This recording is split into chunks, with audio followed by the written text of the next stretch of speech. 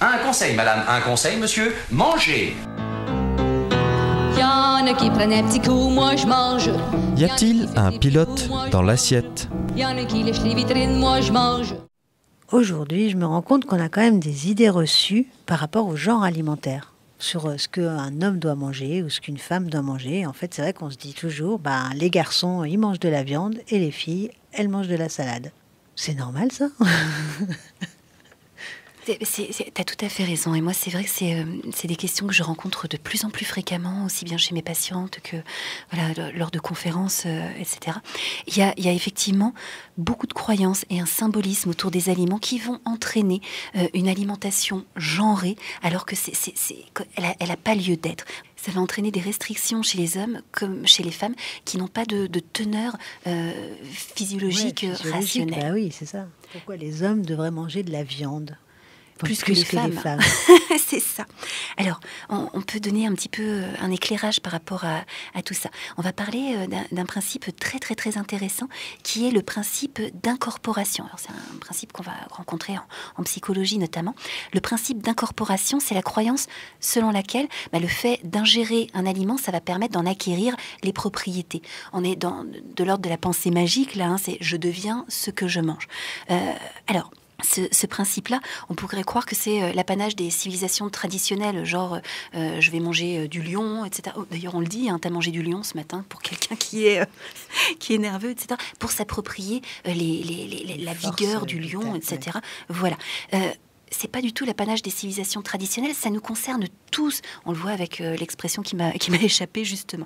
Alors, le fait d'attribuer des caractéristiques aux gens en fonction de leur régime alimentaire, ça a été mis en lumière par plusieurs expériences, et notamment une expérience célèbre de Nemeroff et Rosine en 89.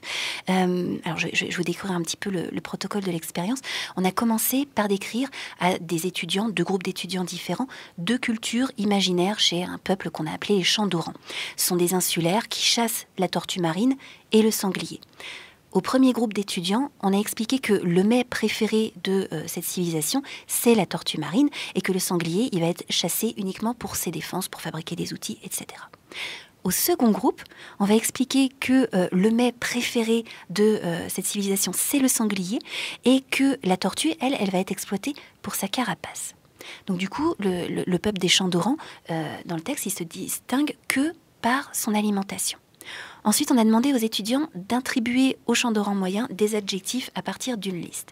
Et le résultat, c'est que les étudiants ont représenté les mangeurs de sangliers comme ressemblant davantage aux sangliers et les mangeurs de tortues comme ressemblant davantage à la tortue, avec des adjectifs qui caractérisaient davantage cet animal-là.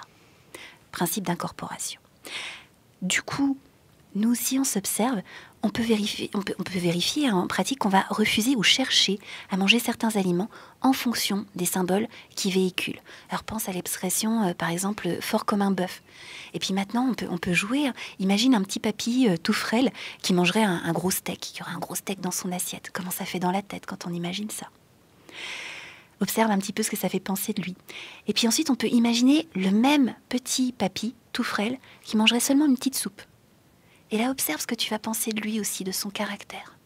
Ouais, c'est vrai. C'est intéressant. Hein. Alors maintenant, deuxième exemple. Imagine une femme, un premier rendez-vous au restaurant qui commanderait une andouillette. Et observe un petit peu les pensées qui te traversent.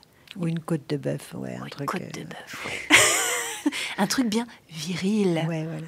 Au final.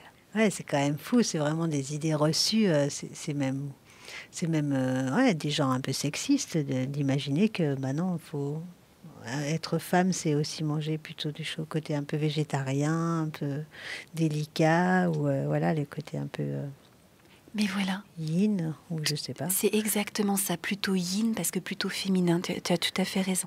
Et effectivement, il peut y avoir des dérives sexistes. La dérive sexiste, ça peut être les femmes doivent être élégantes, elles doivent être délicates, donc elles peuvent pas manger de l'andouillette. Alors que c'est tellement bon, zut. Moi, j'ai une anecdote, j'ai une patiente récemment qui m'a raconté que avec son compagnon, ils avaient commandé un plat de poisson et une andouillette, et que au moment où le serveur est arrivé, d'emblée, il a posé l'andouillette devant son compagnon et le poisson devant elle, alors que c'est le compagnon qui avait commandé le poisson et elle l'andouillette. C'est intéressant. Ouais. C'est vraiment des idées reçues, ouais. Alors, il y a des symboles, hein, si on va regarder un petit peu, voilà, qu'est-ce que ça représente pour nous, la viande, qu'est-ce que ça représente les produits animaux.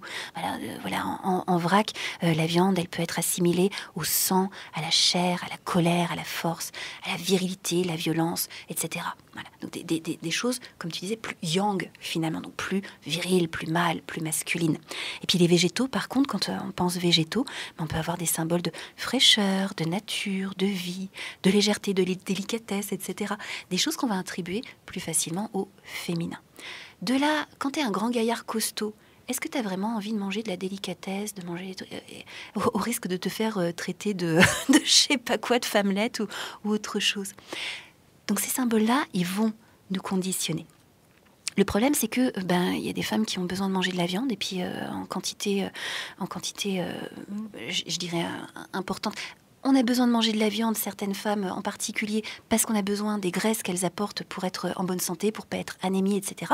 Et puis les garçons ont besoin de manger des légumes aussi, parce que sinon, au niveau du transit intestinal, ça va poser des soucis, notamment. Bon. Donc c'est important de rester attentif à nos idées reçues, et puis à ces symboles qui vont nous conditionner, parce qu'il n'y a aucun fondement diététique à ces croyances. Aucun.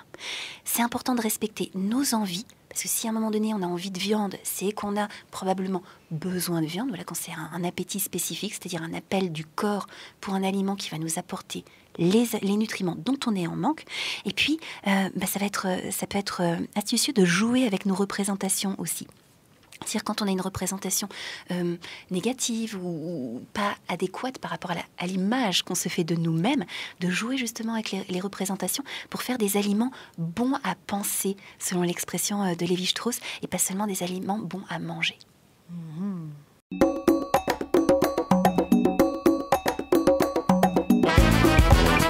Cette chronique vous a plu ? Alors participez-y en posant vos questions à Anne-Claude à l'adresse contact@radioalto.info.